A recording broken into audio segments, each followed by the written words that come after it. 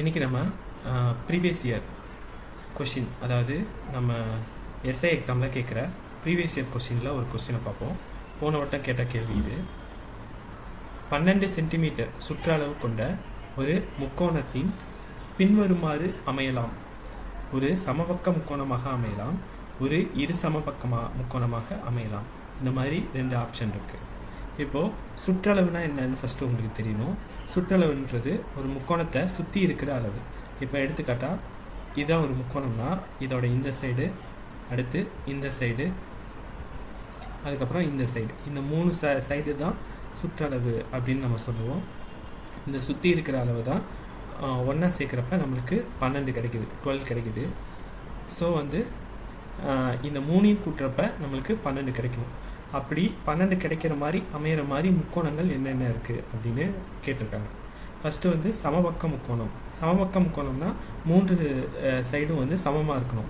எடுத்துக்காட்டால் இங்கே 4 4 4 அப்படி இருந்துச்சுன்னா அது ஒரு சமபக்க முக்கோணம்.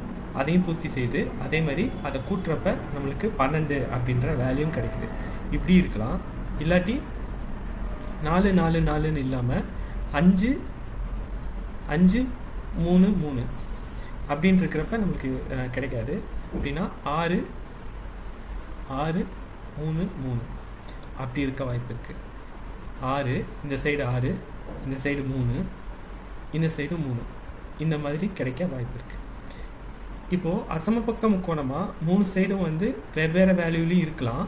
ஆனால் அது கேள்வியில் கொடுக்கல, அப்போ நம்மளுக்கு அது தேவையில்லை. ஒன்று சமபக்க முக்கோணமாக இருக்குமா என்ன அப்படின்னு பார்க்க போகிறோம். சமபக்க முக்கோணமாக இருக்க வாய்ப்பு இருக்குது. 4 4 4 அப்படின்ட்டு இருக்குது. அப்போ அது சமபக்க முக்கோணத்தை பூர்த்தி செய்து அடுத்து 3 3 ஒரு பக்கம் 6 இப்படி இருக்கவும் வாய்ப்பு இருக்குது. இதை கூட்டுறப்பையும் நம்மளுக்கு 12 அப்படின்ற மதிப்பு கிடைக்குது. ஸோ இது ஒரு சமபக்க முக்கோணம் அப்படின்ற ஒரு இதையும் பூர்த்தி செய்யுது, அதே மாதிரி இரு சமபக்க முக்கோணம் அப்படின்றதையும் பூர்த்தி செய்யுது. இப்போ இது 2யும் சரி அப்படின்றப்ப ஆப்ஷன் சி தான் ஆன்சர். ஓகே, இந்த மாதிரியான ப்ரீவியஸ் இயர் கொஷின்ஸை அனலைஸோடு பார்க்கணுன்னா நம்ம சேனலை சப்ஸ்கிரைப் பண்ணிக்கோங்க. இது மாதிரி தொடர்ந்து செஷன்ஸ் நடக்கும், அதை அட்டன் பண்ணுங்கள். அதே மாதிரி டிஸ்கஷன்ஸும் நடக்கும்.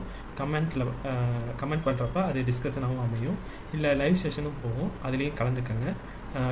கணிதம் எப்பயுமே கடினமான இது அப்படின்னு நினைக்கிறவங்களுக்கு நம்ம எளிமையாக மற்றும் இனிமையாக கணிதத்தை பார்ப்போம். நன்றி.